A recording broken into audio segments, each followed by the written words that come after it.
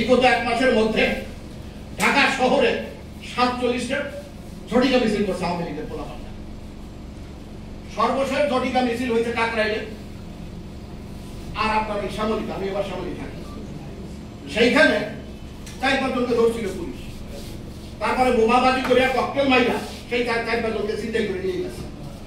তাহলে বলছেন তাদের পার্টির কার্যক্রম স্থগিত, টাকা কি গুম, চুরির কি আপনার বাহাদুরি, এটা বুঝতে হবে আপনাদেরকে যে চুরি কইরা আপনার কিভাবে আপনার কি করতে হবে।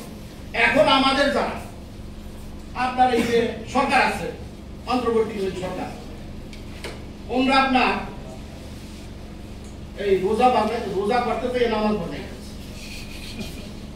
ওনারা খালি সংস্কার করতে, কোনো কিছু না, রেগুলার মিটিং করে আর চা খায় আর বিস্কুট খায় আর ভালো ভালো মিষ্টি খায় আর বিদেশে ভ্রমণ করে 10-12 জন নিয়ে।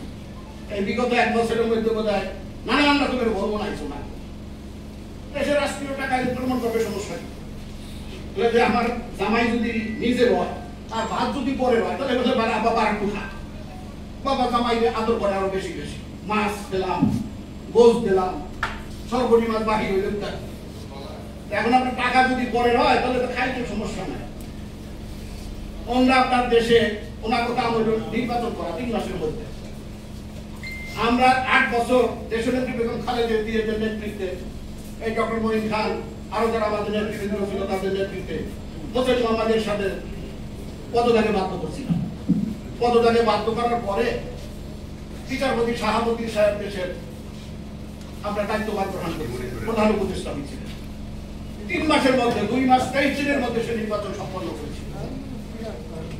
2 মাস 23 দিনের মধ্যে বিচারপতি শাহাবুদ্দিন সাহেব কালের ঐতিহাসিক নির্বাচন, যেই নির্বাচন পৃথিবীর মধ্যে আর কেউ উপহার দিতে পারবে না, বাংলাদেশ আর হবে না।